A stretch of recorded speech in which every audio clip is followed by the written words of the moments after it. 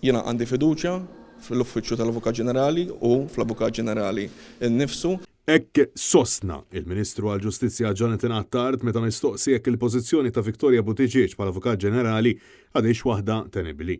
Net-News għamel din id-domanda wara li għal darb'oħra l-ħidma tagħha jew aħjar in-nuqqas tal-imsemmija ħidma fixklet it-triq għall-ġustizzja f'pajjiżna dan kif matul il-jum ta' tlieta qudiem il-qorti tal-Maġistrati ħareġ fid-der nuqqas ieħor ta' Buttigieg wara li fil-każ dwar l-impjeg fantażma li ngħata ma' kumpanija tal-Gvern lil Melvin Toma hija naqset milli tinforma lill-Pulizija illi qed imexxu l-prosekuzzjoni jekk fadalx aktar provi xi jitresqu.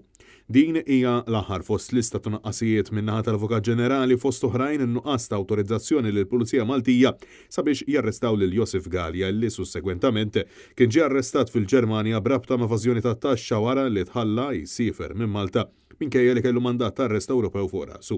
Apparti dan, aktar minn sen ilu kienet waqqat l-akkużi fil-konfront ta' Darinda Bono et Tobo biex laħqu ftehim ħalli titnaqqaslu sentenza b'rabta mal-każ tal-isparatura fuq uffiċjali tal-Pulizija fil-hold-up tal-HSBC bil-Malta Police Union issejjaħ għar-riżenja ta' Buttigieg. Wara dan kollu, l-erba' filgħodu l-Partit Nazzjonalista sejjaħ għar-riżenja ta' Victoria Buttigieg bil-keliem għall-Ġustizzja Carola Aquilina jisħaq illi pajjiżna għandu bżonn Avukat Ġenerali li jkun kapaċi joffri servizz professjonali ta' prosekuzzjoni.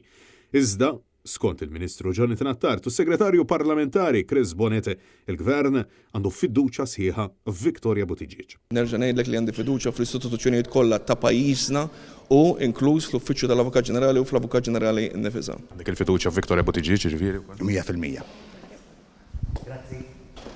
Deputat Nazzjonalista Carola Aquilina insista li aktar ma' Buttigieg iddumma tir-riżenja aktar se tkompli ssir ħsara lill-istituzzjoni tal-Avukat Ġenerali u lill-amministrazzjoni tal-ġustizzja f'pajjiżna.